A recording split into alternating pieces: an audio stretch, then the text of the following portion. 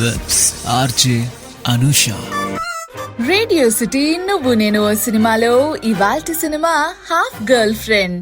ఈ సినిమాని డైరెక్ట్ చేసింది మోహిత్ సూరి. ఈ సినిమా జనరలీ మన చేతన్ భగత్ రాసిన హాఫ్ గర్ల్ ఫ్రెండ్ నోవెల్ నుంచి అన్నమాట.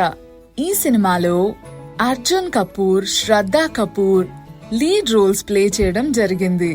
19th May 2017 రిలీజ్ అయిన ఈ సినిమా ప్రేక్షకుల మనసుకు ఎంతో చేరువైంది. చేతన్ భగత్ రాసిన బుక్ కి చాలా మంది ఫ్యాన్స్ ఉన్నారు. అదిట్లా స్క్రీన్ మీద కనిపించేసరికి జనాలందరికీ భలే నచ్చేసిందనే చెప్పాలి. సినిమా విషయానికి వస్తే మాధవ్ తినొక మంచి బాస్కెట్బాల్ ప్లేయర్. కాకపోతే తనకి ఇంగ్లీష్ అంతా మాట్లాడడం సరిగ్గా రాదు. తను ఢిల్లీలో ఉండే ఒక టాప్ కాలేజ్ లోకి ఎంట్రీ సంపాదిస్తాడు, అది కూడా స్పోర్ట్స్ కోటాలో. అక్కడ హీ మీట్స్ రియా సోమాని. తన ఒక upper class young girl who's allowed temporary admission based on sports quota. వాళ్ళిద్దరూ మంచి ఫ్రెండ్స్ అయిపోతారు అండ్ బాస్కెట్ బాల్ ప్లే చేస్తారు ఎవ్రీ ఈవినింగ్. మాధవ్ తన రూమ్మేట్ అయినటువంటి శైలేష్ కి అండ్ మిగతా ఫ్రెండ్స్ కి రియా గురించి చెప్తారు. వాళ్ళందరూ కూడా హే వెళ్ళి మాట్లాడు, రియాని డేట్ కి తీసుకువెళ్ళు, గో ఆస్కర్ అని చెప్పి పుష్ చేస్తారు.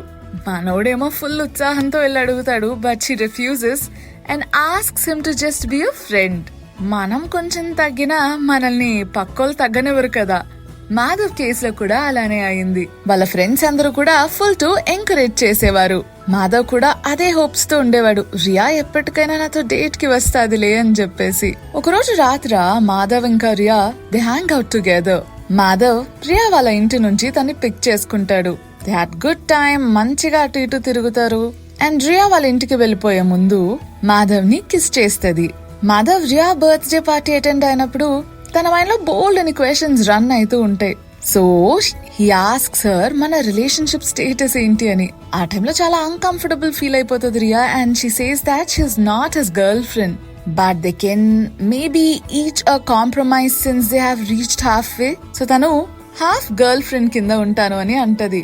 ఒక మధ్యాహ్నం మంచిగా గేమ్ ఆడేసుకున్నాక మాధవ్ రియాని అడుగుతాడు, రియా మాధవ్ రూమ్ లో రెస్ట్ తీసుకోవడం ఓకేయా కాదా అని చెప్పి. It's a boys only dorm, కాకపోతే ఫ్రెండ్స్ అందరూ గార్డ్ చేస్తారులే అంటాడు. Madhav tries to force himself upon Riya. ఈ విషయానికి she gets upset and hurt.